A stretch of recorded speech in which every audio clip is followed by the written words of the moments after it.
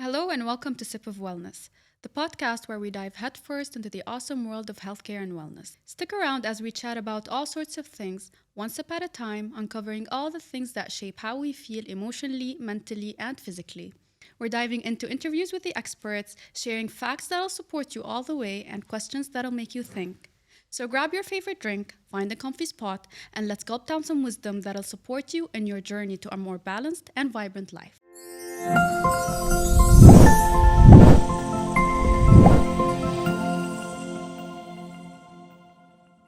Dr. Bohaira is a consultant gynecologist specializing in reproductive medicine and fertility. She has over 20 years of experience in the field of reproductive endocrinology, as well as a focus on PCOS, PCOD, recurrent miscarriages, and in vitro fertilization. Welcome to our podcast, Dr. Bohaira. Thank you very much for having me, and I'm really honored to be on this podcast. Thank you. We're glad to have you. Dr. Bohaira, can you please tell us a bit about your experience, about what led you to be one of the most distinguished doctors in the field of gynecology and reproductive endocrinology? Oh wow! Yeah. How much time do you have? All the in time. brief. Yeah. I'm a consultant. I was a consultant in the UK. I did my postgrad training in the UK. Got through the training program, and I specialised in IVF and fertility.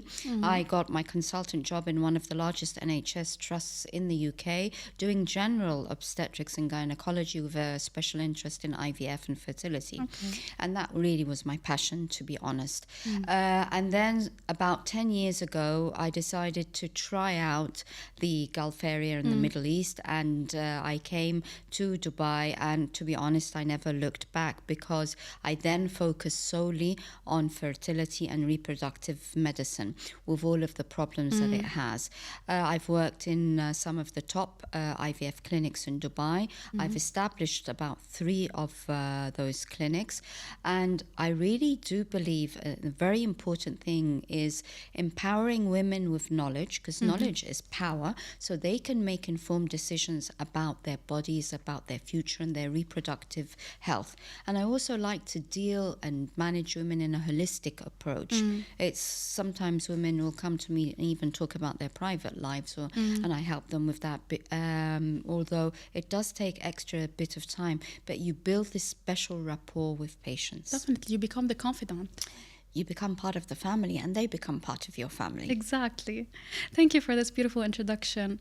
Dr. Bohaira, today you will be discussing with us more or less about everything related to PCOS and PCOD. Can we know first, like, what is the main difference between PCOS and PCOD? Are they the same? Are they different? Oh, it is pretty much the same. People know it as PCO. That's another one. Okay. PCOS, Polycystic Ovarian Syndrome. PCOD, Polycystic Ovarian Disease.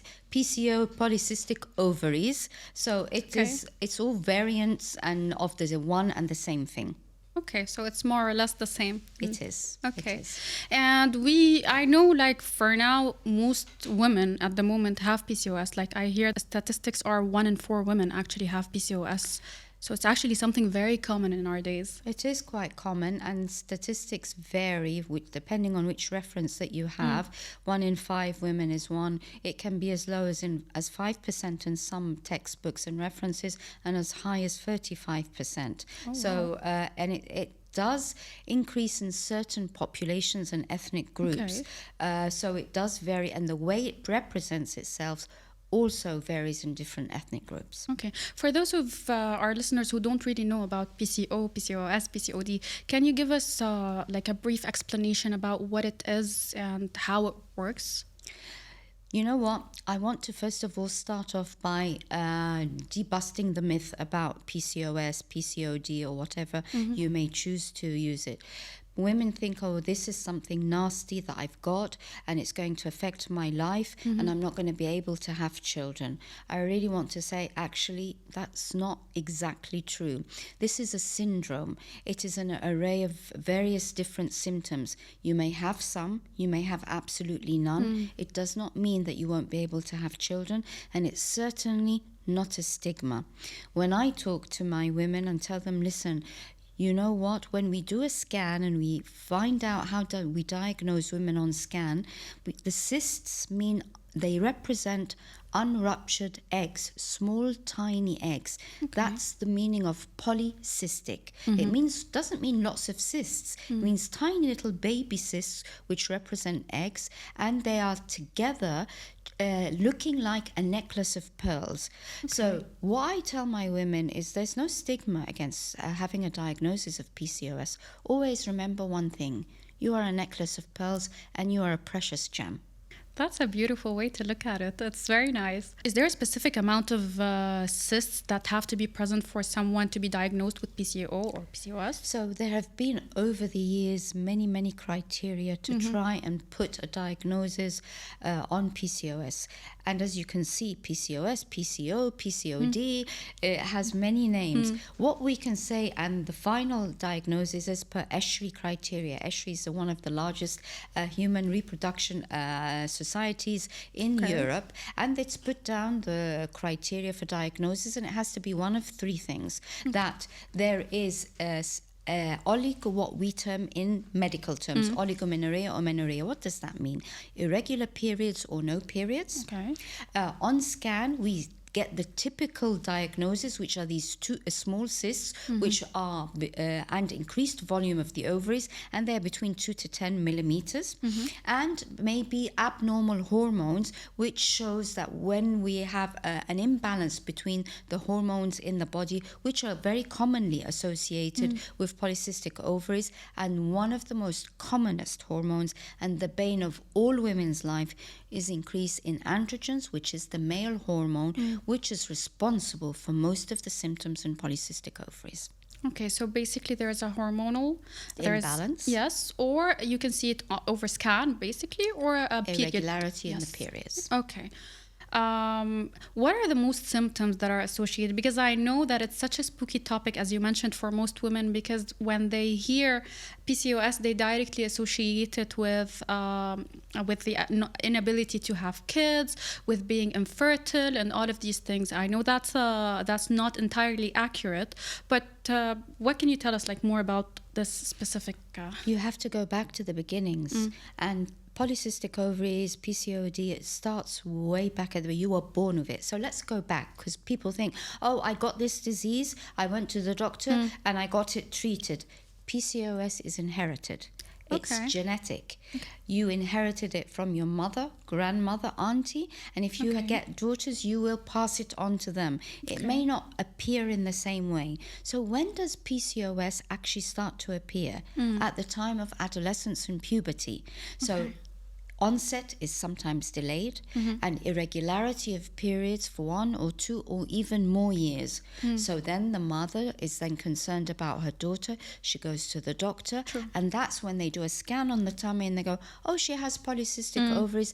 That's why she has irregular periods. So the starting symptom and the earliest symptom is usually at the time of puberty. With irregularity of periods or delayed onset of periods. That is your earliest symptom. Let's say you didn't go through that. What would be the symptom after that?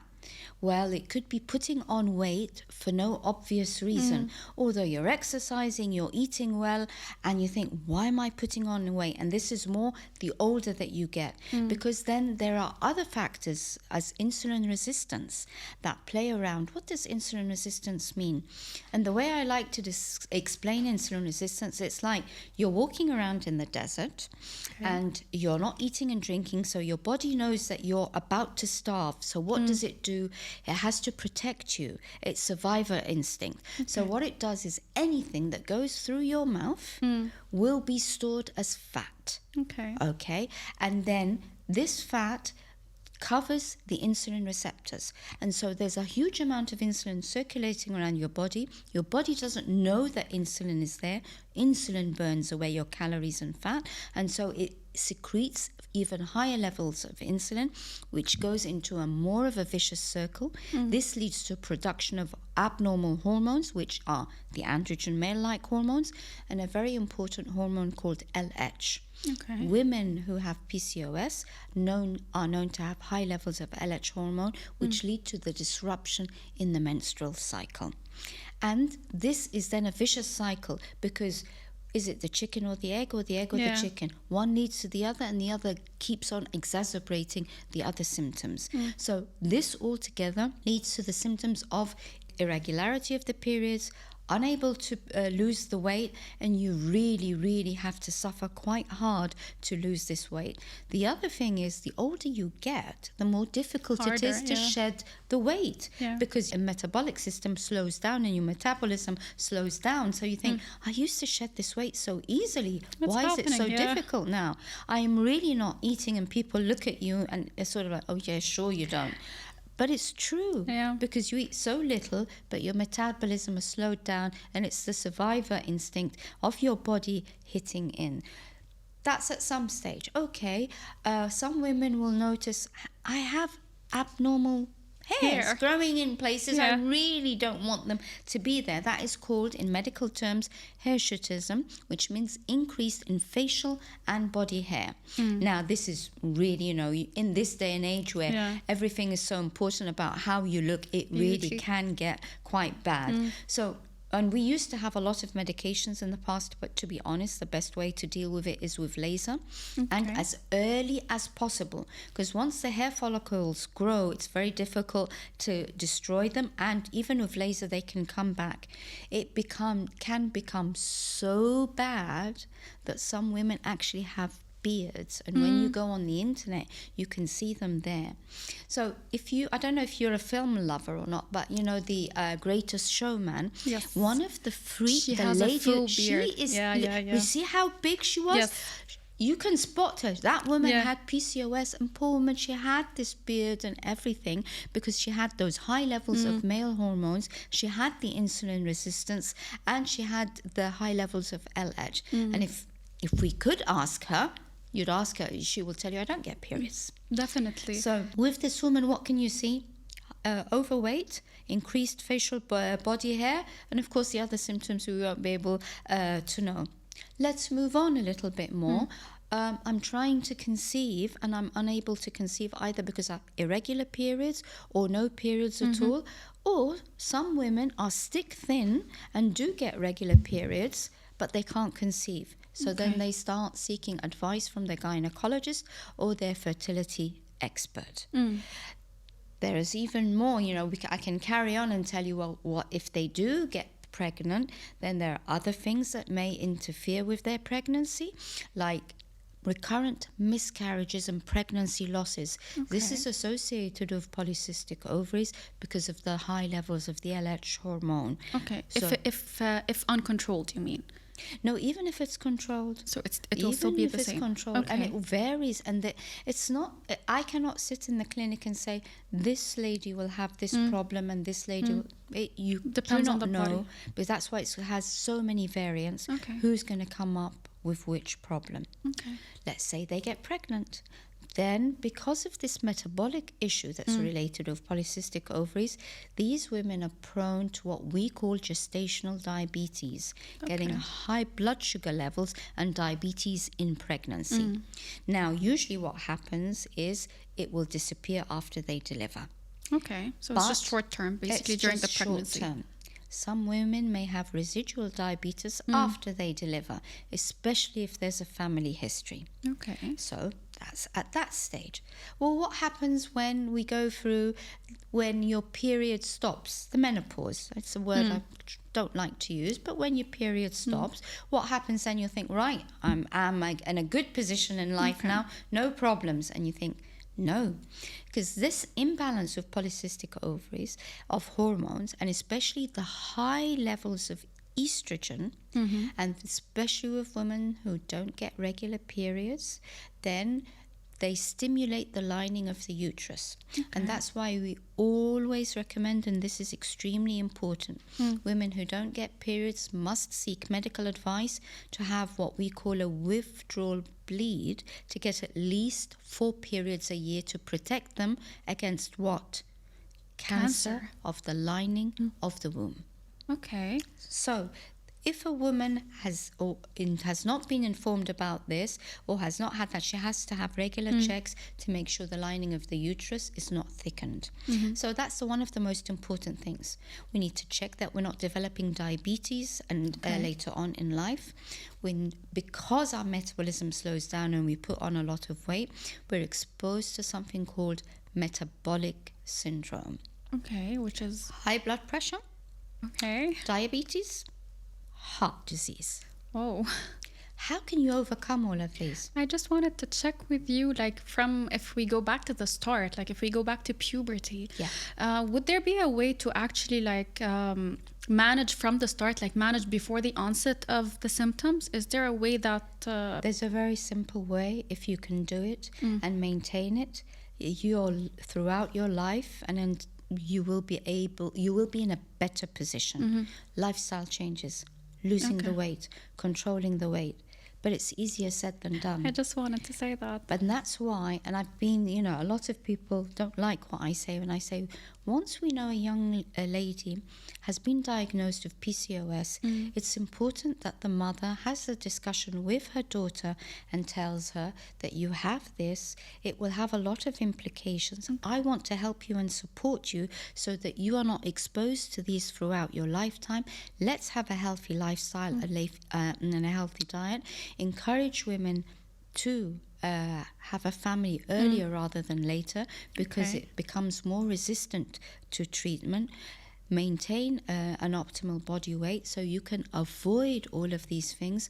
And don't forget what we discussed before about having these 4 periods a year to protect women against cancer of the lining of the wall of the womb.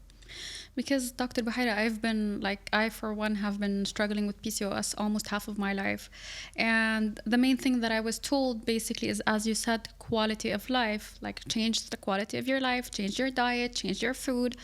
And as you said also, it's easier said than done, because it's a cycle. Like, you barely eat, you gain weight, but you need to lose weight in order to regulate everything, regulate the period and all of that. So how does one go about this? Like, how do you actually manage to lose the weight if you're not doing anything basically to provoke this weight gain? So your body is fighting you. And I tell my patients it's an uphill struggle, and it's a lifelong struggle. Okay, I'm not going to sugarcoat it, because if I sugarcoat it, then you won't be able to do much about it. You're on diets all the time, you're exercising all the time, you're making sure of what you eat and looking at it all the time. But what if you have insulin resistance and it's checked? There are medications that you can take that can break the vicious cycle, and they're called insulin sensitizers, and women know them as either metformin or glucophage. This helps to sensitize the body, and they'll say, yeah, I took that and I lost weight. It's not a weight losing drug. What it's done is made your body more aware of insulin, sensitize the receptors, and it starts then burning the fat. That's one of the things that we can do. In addition to that, quality of life and lifestyle changes that are there, and seeking help as soon as possible. But it's not going to go. I wish I had that magic wand and pill to say, yes, I can help you, but it's not going to go away. But it's better to be informed about this, not to get depressed, but to be able to manage it and to make you in control. Because there are other unusual symptoms about PCOS I haven't spoken about, and you'll be surprised what they are. So like snoring, and you'll go, what are you on about? Why snoring? But women who are overweight, and their neck becomes shorter, they will snore. They will have sleep apnea, and sleep apnea leads to snoring. How are you going to manage that? Losing the weight. But although they're all connected. Yeah, they're all connected, unfortunately. The other thing is, I've told you that you have increased facial and body hair. What you don't know is you lose your head hair. You lose that, and it's just completely contradictory. Completely. Well, why can't you put this here and put this there? Exactly, like why? The hair grows in different places. But you said there's laser for facial hair, body hair, but What about losing hair? Is there something to reverse that? You again, as much as possible, you can maintain a healthy lifestyle, take the multivitamins and vitamins, and there's all sorts of treatments to help. There's nothing to reverse. Once you lose the hair follicles and they die, there's nothing to reverse it. There are things that can help improve it. There are things like PRP, hair transplant, things like that. But in maintaining a healthy lifestyle as much as possible and controlling the PCOS from an early stage, some women go onto the oral contraceptive to regulate their cycles and regulate their hormones. That is one way to be able to control it as well. Another really important symptom, and we really need to talk about it, because women who feel stigmatized won't say I've got polycystic ovaries, is depression. Women go into depression. Adolescents go into... Can you imagine? You're going through puberty, all these hormones are aging, your body changing, you may be bigger, you may be different, you've got spots, acne is another thing, you've got hair in all these different places. You become depressed in a time of your life where there's all these raging hormones, you don't feel that you look nice, people are bullying you, picking on you. Depression is such an important thing, and we need to pick it up early. Especially at a time where beauty standards are at a peak because of social media, because of all of that. Like, you look at yourself, thinning hair, acne, body weight, all of that, and then you see other people and you're like, okay, this is, I'm not where I'm supposed to be, even though I'm not doing actually anything to provoke this, but it's as it is. Exactly, and unfortunately we live in a society and a culture that looks at you and says, right, you look nice, you don't look nice, I want to friend you, I don't want to friend you, and it's got nothing to do with that at all. But, and again, these children and these girls are bullied at school. So there's bullying, which, what does that mean? It will affect their educational, academic performance. So they're all interconnected together. Exactly. What can be done regarding depression specifically? Like, for other things, we said we can manage quality of life. For depression, would it be the same thing, or? It really is the same thing, because we need to find out what the root cause of the depression is, and it probably is body image, being overweight, the hirsutism. So we need to actively seek what is the issue, and for parents and mothers to find out, my daughter's is an introvert. She used to be bubbly and laughing. She's changed, maybe bullied at school. We may have to look at that. So we really have to have an important role as parents and as society and in schools if we see any change in character or in the personality, and provide support. There are support groups for polycystic ovaries, but I can't see a young girl or a young lady going on to this, and it really is first of all the family unit, then the school, then society as a whole, and educating society. Do you think, Dr. Bohaira, there should be proper or more awareness on this topic? Because from at least my experience, I feel like every single time I meet someone and we happen to talk, I'm like, I have PCOS, for example, and they're like, what is this? What does it affect? They really don't know anything about it. They just know the very basics. So do you think if people were more aware, they would handle it differently, so it would affect the person with PCOS differently? I think it's important to be more aware of destigmatizing PCOS, because women who have PCOS feel stigmatized and they're the ones that are suffering. Women who don't have PCOS, well, they don't understand. They don't know what's going on and why that is happening. So increasing awareness for me is more important for the women who have PCOS, so that they are informed, can make decisions and choices, and are aware that it's not you. There is help out there, and there are certain things that we can do. That to me would be the most important thing to do. And that will come by general awareness, because how will I know that I have PCOS and that these are symptoms there? I may look completely normal. I have women who come into the clinic stick thin, beautiful, look beautiful and fine, and regular periods, and then I do a scan and blood test and I go, did you know you've got polycystic ovaries? Nobody ever told me that. So polycystic ovaries does not conform to what the textbook has written about it. So it can come out very, very different. So increased awareness and education among the polycystic ovarian syndrome community and the wider community so that they are not stigmatized. I worry a little bit that we may stigmatize women if we talk too much about it, but it's certainly important because about 30% of women, especially in the Middle East and Far East, have polycystic ovarian syndrome. Why is that, by the way? Like you said in the very beginning that there are places that are more prone to have PCOS. So why is that? That's because it's genetic and inherited. Okay. So if you've got it in a certain ethnic group, then it will carry on along the lines and inherited by future generations. So the Middle East, you said, has a higher... rate. Yeah. Okay, that's sad. It is, unfortunately. Unfortunately. I wanted to check with you. So, for example, if I'm a mother today and I have PCOS and I'm thinking maybe my kid, because you're saying it's genetic and hereditary, maybe my kid at 11, 12 might have PCOS as well. When is the right time first to get it checked if we suspect that the person might have it, or if we don't have any suspicions? So what are the symptoms or the trigger signs, the warning signs? I wouldn't focus on it too much if there are no signs or symptoms. And as I said before, the earliest symptom, delayed onset of puberty or menses. That is, or irregularity for 1, 2, or 3 years. Okay. If there's a delayed onset of the period, and it's quite common that periods start later, or if it's irregular for 1 or 2 years, that's the time where you need to investigate.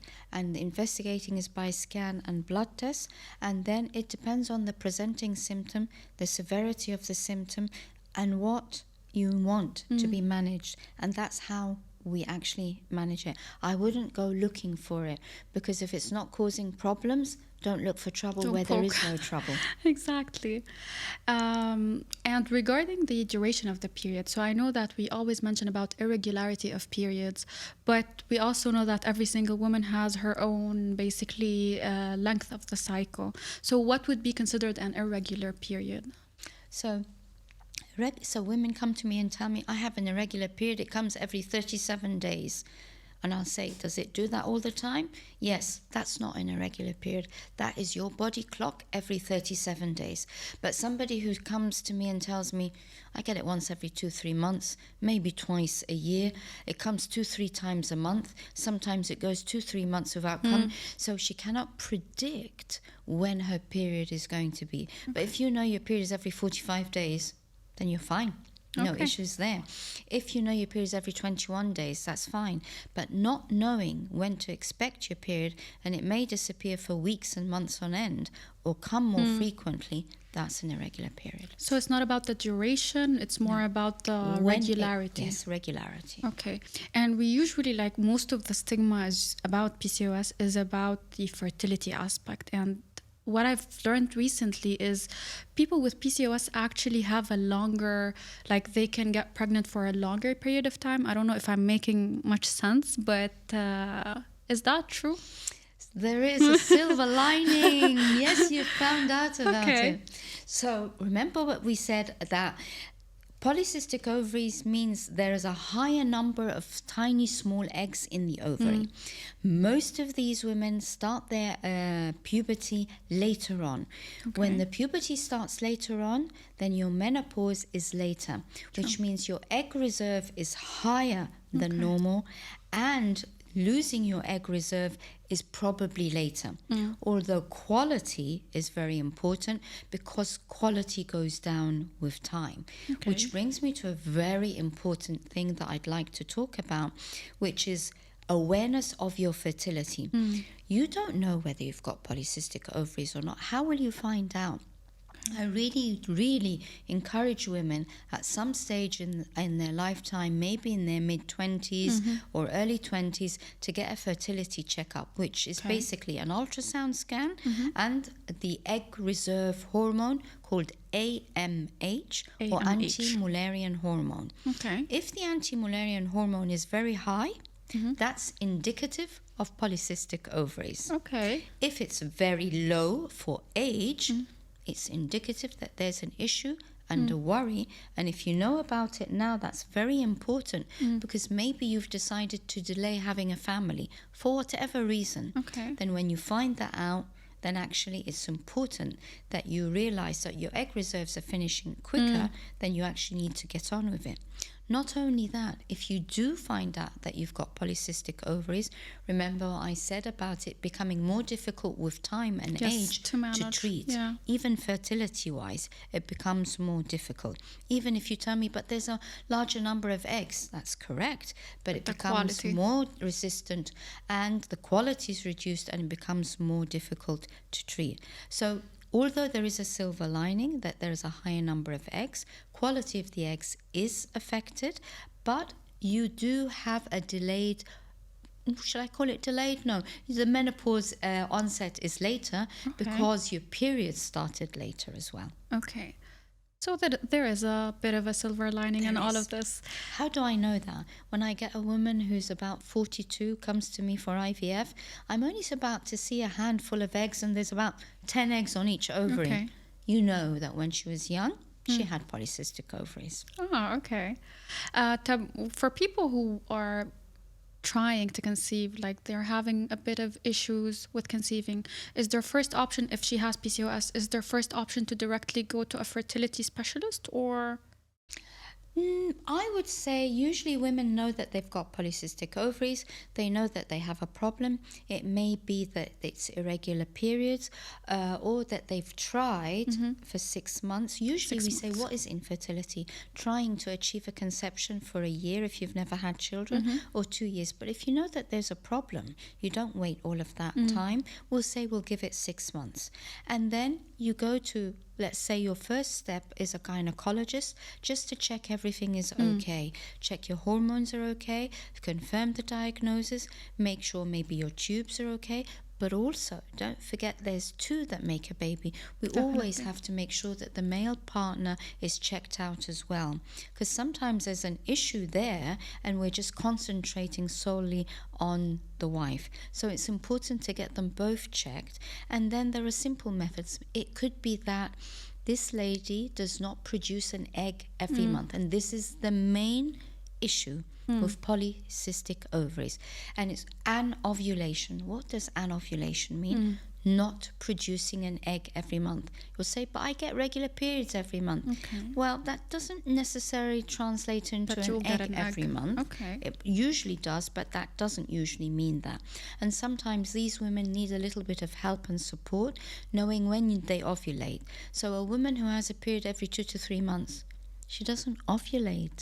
She cannot get pregnant. She needs to go to a doctor to give her some medication to induce ovulation. And women will know about Clomid or Femara. These are the drugs that are out there in the market to induce ovulation. Maybe injections, maybe a trigger shot. There are from various simple things. But you know what? Before we start all of this, let's go back to basics, which is what? Lifestyle changes, lose the weight. It all goes back to that. It all goes back. Before I go down that route, I'll say, okay, are you eating well? Are you drinking water? Are you exercising? Your weight needs to be below a certain level. Let's help you with that. How can we help you with that? There's all sorts of things that we can do. Going to the gym, eating healthily, special types of diets. There's been a revolution in anti-obesity medication and injections that have wonderful results. So all of this can help. So we start off with that, and then and you know what? Some women come to me and I tell them, if you lose 5 to 10% of your body weight, you don't need me anymore. You will start getting a period every month. That means you ovulate every month, and they usually come to me pregnant. Also reducing stress. After I tell them, oh, doc, I want to have treatment now, and then I'm going to go on holiday. I'll go, nope. Go on holiday. Go on holiday first. Is it ovulation time? Go on holiday and come back. Then we'll talk. They come back pregnant. They've had a great time. We've sorted them out lifestyle before that. We know ovulation is going to happen around about that time. They've forgotten about their fertility issue because they know when they come back, oh, there's a treatment plan, and they've lost the weight. They don't need me anymore. They feel like this is the fix for everything. Lowering stress. Oh, yes. Fixes everything. Oh, yes. It helps so, honestly. I've had so many women and they don't believe me. And I know, you didn't believe me when I told you. No. Yeah, of course I didn't believe you, doctor. Why do you think I came to you? And I said, that's why. I tell them, go on holiday and then come back to me. Yeah. Dr. Bohaira, I would love to talk more and more about this, because this topic, PCOS, PCOD, is such an important topic. I feel like there isn't enough awareness on it, and I feel like it's not really talked about much, like even on the internet. Now it's becoming trendy. People are talking about it more, but I feel like there are so many different areas to actually explore when it comes to these things. But if you were to say one thing for people who are struggling with PCOS, if you were to give them one advice, what would that be? I'll tell them it's not a stigma. Start off with lifestyle changes, and believe me, there's a lot of help.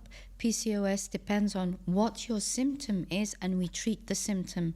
It does not mean fertility. It does not mean that you are stigmatized for life. It's just managing these symptoms and being given the correct, adequate information to take it along with you, because it's a lifelong journey from puberty to menopause. Yes. Thank you so much, Dr. Bohaira. It was such an amazing episode. Thank you. For anyone who's interested in knowing more about this topic and more about gynecology-related topics, you can visit Dr. Bohaira Elgeyoushi in Dr. Suleiman Al Habib Hospital. Thank you, doctor. Thank you very much. Thank you so much for watching our episode for today. If you liked our episode, make sure to put your thumbs up below and mention in the comments who you would like to see next time.